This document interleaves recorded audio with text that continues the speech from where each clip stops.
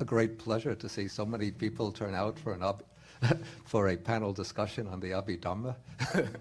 Back in the days when I started to study Buddhism, if you opened a course on Abhidharma, you might expect to get 2 or 3 people. But perhaps if we went on week after week, the group would gradually thin out till we were left with 2 or 3 people. I think Abhidharma has a certain mystique about it. And then once you have to study it seriously, then you can see that it requires sustained effort and keen attention.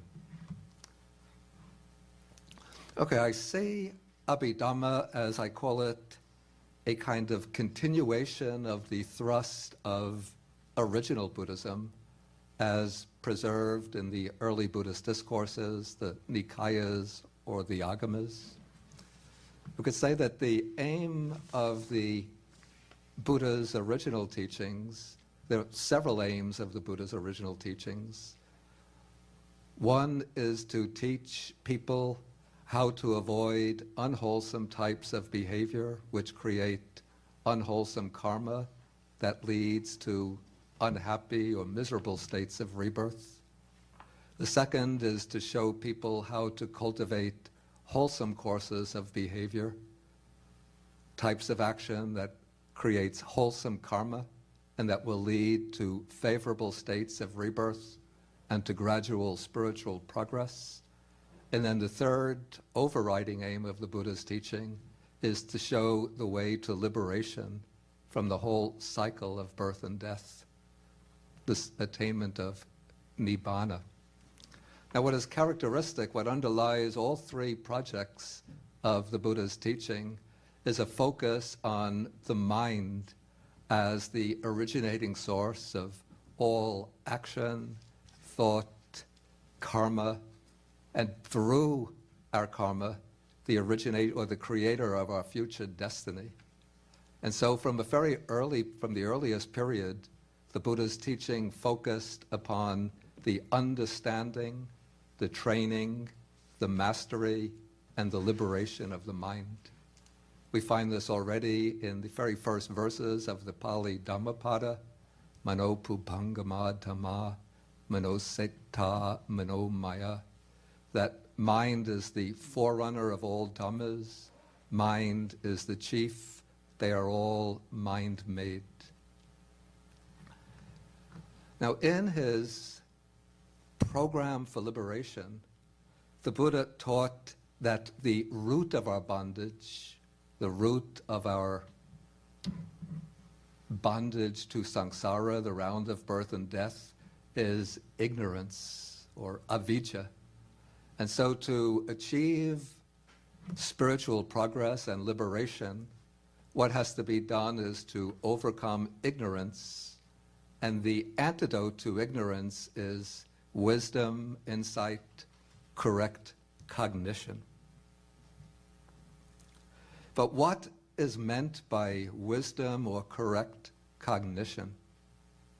Now, according to the Brahminic systems, as expressed, for example, in the Upanishads, the aim of knowledge, the ultimate object of knowledge, is the Atman, the self which is conceived to be permanent being, to be awareness or consciousness, and to be ever blissful. Now, the Buddha's teaching sort of knocks the self out of the center of the picture. It's not that the Buddha explicitly denies the self and says there is no self, but rather he focuses upon the correct cognition of mental and material phenomena. In his formulation of the Four Noble Truths in the first discourse, the Buddha lays down specific tasks that are to be performed in relation to each of the Noble Truths. And he says the Noble Truth of suffering is to be understood. The Noble Truth of the cause of suffering is to be abandoned or eliminated. The Noble Truth of the cessation of suffering is to be realized, and the noble truth of the path is to be cultivated, to be developed. And so we see here that the noble truth of suffering is to be fully understood, and the ultimate referent of the first noble truth is the five aggregates.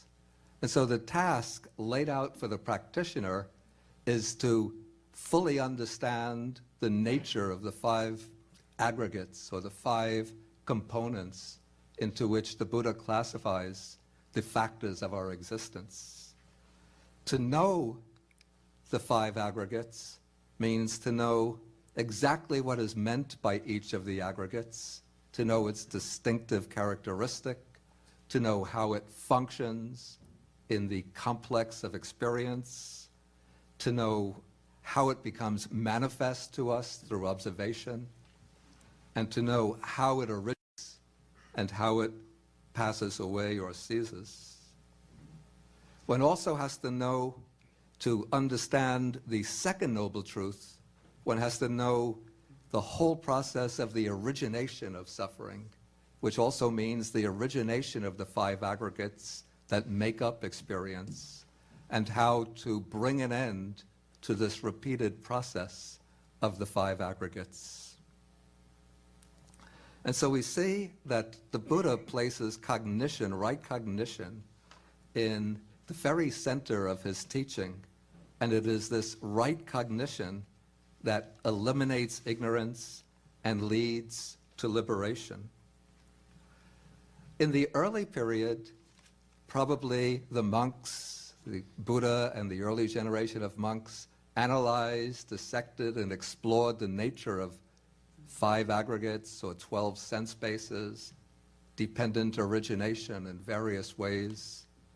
But the Buddha taught in a fairly general way and left the more detailed exploration of the implications of his teaching to the monks themselves. And so we could suppose that as time went on, the inquiry into the nature of the factors of existence became increasingly theoretical, which is not to say that it became abstract or remote from meditative experience, but rather that the explorations began to take place at a more, let's say, refined level, seeking greater precision, greater extensive detail. And this brought about a corresponding need to integrate the different strands of thought that were developing into an overarching, all-encompassing framework. And so I would see this to be what I call the nucleus or seed for the unfolding of the Abhidharma, the attempt to develop a comprehensive framework into which the more pragmatic and practical expositions of the Buddha's teaching could be incorporated.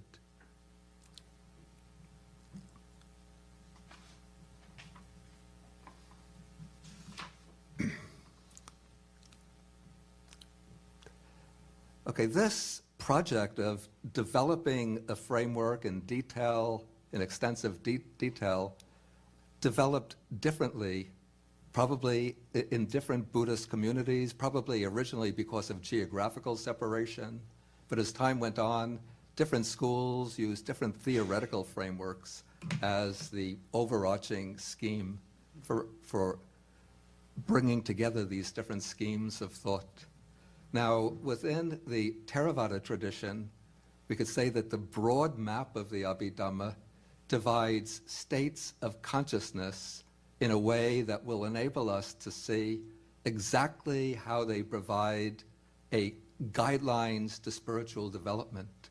So the primary, you say the axis or quadrants of the Abhidhamma system would be unwholesome states of consciousness, the kinds of states of consciousness that one has to overcome, and an understanding of what are the defilements that underlie those unwholesome states of consciousness. So what the Abhidharma texts do is to bring together the different schemes of defilements laid out in the suttas, in the Buddha's discourses, and try to show how these different schemes interlock, how they're interwoven, and how they are all just expressing different modalities or functions of a core group of unwholesome mental factors, the defilements. Then the sort of second grand domain of consciousness consists of the wholesome types of consciousness, the wholesome mundane types of consciousness. And these are the types of consciousness which we are to cultivate in order to progress spiritually, to advance from one life to the next, and to experience happiness and well-being in this life and in future lives. And so the Abhidharma sets out what these states of consciousness are, what are the types of actions that generate these types of consciousness, and what are the wholesome states to be developed in order to experience these states of consciousness, these wholesome states of consciousness. Then the third great quadrant of states of consciousness explored in the Abhidharma are those states of consciousness which will culminate in liberation. And so when taking these states of consciousness, the Abhidharma system lays them out in a framework of layers of states of consciousness, going from the sense sphere wholesome consciousness to the different higher meditative planes, and then finally it takes the what's called the Lokuttara, world transcending or supramundane states of consciousness. And the Abhidharma, thinkers of the Abhidharma, take the wholesome groups of factors laid out by the Buddha in the discourses, the groups that are called the aids to enlightenment, like the 4 foundations of mindfulness, the 4 right efforts, the 5 faculties, the 5 powers, 7 enlightenment factors, 8 path factors. And it shows how these states of these mental factors lie within the wholesome states of consciousness and how they are to be cultivated in order to rise up from the level of mundane mind to the higher meditative experiences, and eventually to develop them to the point where one overcomes all the defilements that bind one to the cycle of rebirths and reach the 4th domain of consciousness, which are the fruits of liberation. And so in this way, even though I would say that even though the Abhidharma definitely has theoretical components and is based upon a tightly interwoven set of texts, its primary purpose is practical and pragmatic, to give guidance and also to show in the abstract, the framework of states of consciousness that culminate in liberation.